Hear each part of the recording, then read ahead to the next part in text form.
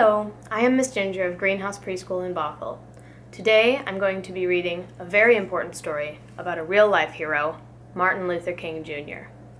He grew up in a time where white people treated black people very unfairly, even more so than today. But it's still a problem today. He was a hero because he protested and he made the country change its rules for the better, to be kind to everyone, no matter what their skin color. And he made progress, but we haven't fixed the problem yet. We need more heroes to do little bits and a lot, to do whatever you can to help, to make the world a kind, safe, fair place for everyone, no matter what you look like, no matter where you come from, no matter what language you speak. Martin Luther King Jr. was born on January 15th, 1929, in Atlanta, Georgia. He lived with his parents. He had an older sister and a younger brother. Maybe this looks a lot like your family. Martin's father was a minister. Martin grew up listening to his father speak in church. The people at church loved the way Martin's father spoke. They sang and clapped.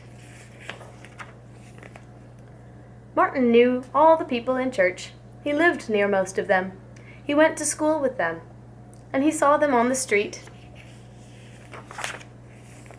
Sometimes Martin went into the city with his family. He saw signs that said, "Whites only," at the park and at the movies. The signs meant that Martin and his family and other black and brown families could not go to those places.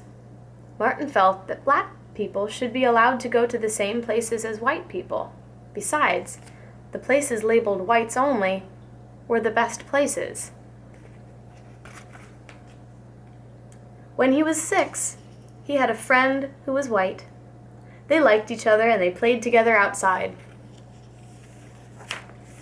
But soon the boy's parents noticed this, and they said, "We don't want our son to play with Martin any longer."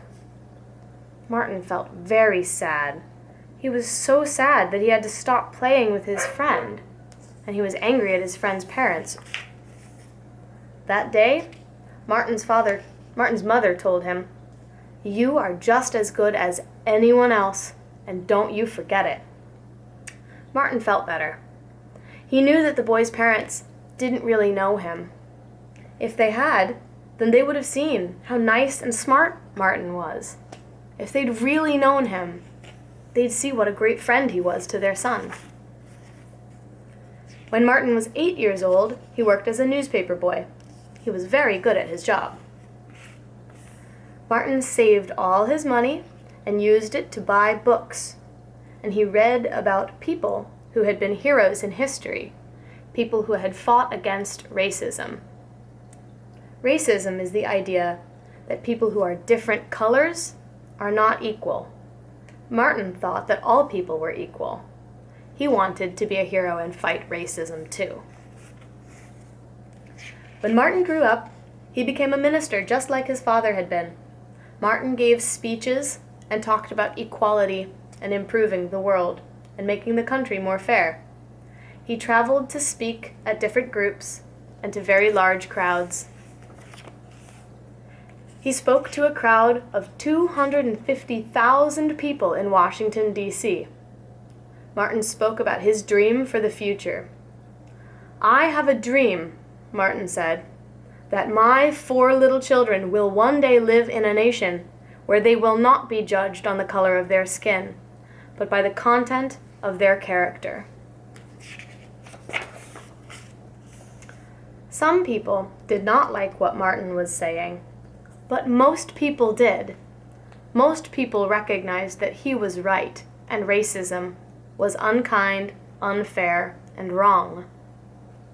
Martin helped change the way people thought and acted towards one another. Today, many people remember his dream and try to make the world a better place for everyone. It's not perfect yet, but we can do it. Thank you so much for listening. Be kind.